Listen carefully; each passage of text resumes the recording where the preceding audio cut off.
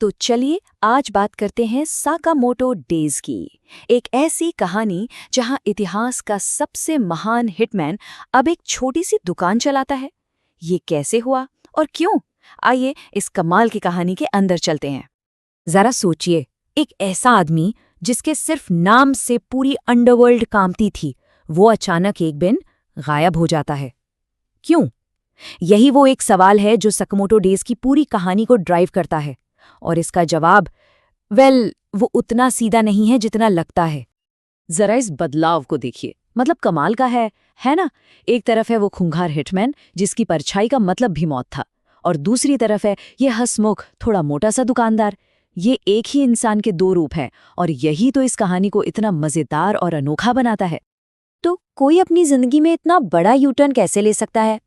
चलिए साकामोटो के पास्ट में झांकते हैं और पता लगाते हैं कि वो अंडरवर्ल्ड के टॉप से निकलकर एक शांत फैमिली वाली लाइफ में आखिर आ कैसे गया। देखिए, साकामोटो कोई मामूली हिटमैन नहीं था। वो तो एक खौफ का दूसरा नाम था, एक लेजेंड। ऐसा लेजेंड कि क्रिमिनल्स अपने बच्चों को डराने के लिए उसका नाम लेते थे। वो कोई इंसान नहीं, एक अजेय ताकत माना जाता था।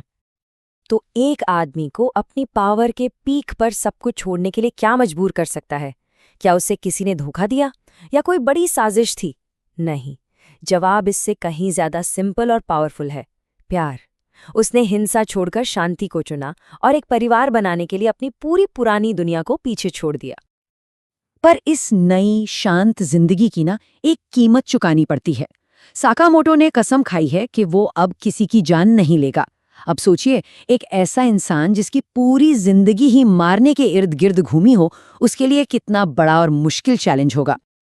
हाँ, लेकिन ये मत सोचना कि साकामोटो अब कमजोर हो गया है। नहीं, बिल्कुल नहीं। वो आज भी उतना ही तेज और उतना ही खतरनाक है। फर्क बस इतना है कि अब वो अपनी इन पावर्स का इस्तेमाल अपने परिवार और अपनी दुकान को बचाने के लिए करता है। और यहीं तो साकामोटो डेज का असली मजा शुरू होता है। बंदूकें और चाकू भूल जाइए। साकामोटो का नया हथियार उसकी अपनी दुकान का सामान। यकीन करना मुश्किल है कि वो सोडा कैन और चिप्स के पैकेट से क्या-क्या कर सकता है। ये एक्शन और कॉमेडी का एक बेहतरीन मिक्सचर है। कहते हैं ना, अतीत कभी पीछा नहीं छोड़ता। और साकामोटो के केस में तो ये परछाइयां बहुत लंबी और खतरनाक हैं, और अब वो उसके दरवाजे पर दस्तक दे रही हैं, उसकी इस शांति भरी जिंदगी को छीनने के लिए। तो एंट्री होती है द ऑर्डर की। अब ये कौन है? ये है हिटमैन की दुनिया के बॉस, एक एलीट ऑर्गेनाइजेशन। और साकामोटो, वो कभी इनका स्टार प्लेयर हुआ करता था, और अब वो अपना सबसे कीमती एसेट वापस चाहते हैं, किसी भी कीमत पर। दांव पर अब सब कुछ लगा है। दी ऑर्डर ने साकामोटो के सामने एक सीधी साधी चॉइस रखी है, या तो हमारे पास वापस आ जाओ या फिर हमेशा के लिए खत्म हो जाओ।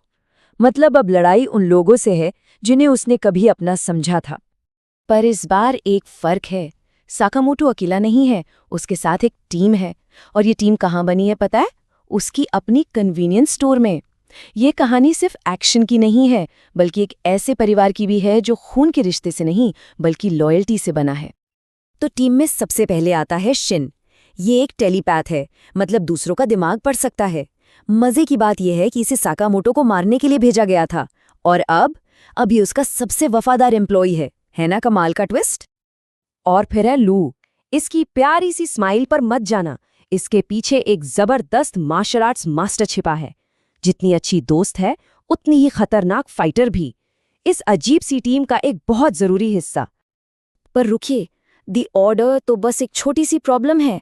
साकामोटो के अतीत में इससे भी कहीं ज्यादा गहरा और खतरनाक राज दफन है, एक ऐसा साया जो सब कुछ खत्म कर सकता है। और इस साये का नाम है स्क्लर। इसका मकसद सिर्फ तबाही मचाना नहीं है, नहीं, वो पूरी अंडरवर्ल्ड पर कब्जा करना चाहता है, उसे अपने हिसाब से चलाना चाहता है। ये कोई आम विलेन नहीं है। और यही कहानी में सबसे बड़ा ट्विस्ट आता है। स्लर और साकामोटो, इनका एक कॉमन पास्ट है, एक बहुत ही गहरा, कॉम्प्लिकेटेड और दर्द भरा अतीत। ये क्या कनेक्शन है? यही वो राज है जो कहानी को आगे बढ़ाता है, और हर खुलासा पिछले वाले से ज्यादा शॉकिंग होता है। तो आखिर साकामोटो डेज को इतना खास क्या बनाता है? इसमें जबरदस्त एक्शन है, ऐसी कॉमेडी है जो हंसा हंसा कर पेट में दर्द कर दे, और सबसे बढ़कर एक ऐसे परिवार की दिल छू लेने वाली कहानी है जो मुश्किलों में एक दूसरे के लिए खड़ा होता है। और आखिर में कहानी हमें एक ही सवाल पर लाके खड़ा कर देती है, क्या एक ऐसा इंसान जो हमेशा तलवार के दम पर जिया हो, वो सच में एक पीसफुल लाइफ को प्रोटेक्ट कर सकता है? क्या सागामोटो उस शांति को बचा पाएगा जिसके लिए उसने सब कुछ छोड़ दिया, या उसका अतीत उसे वापस खींच ही लेगा?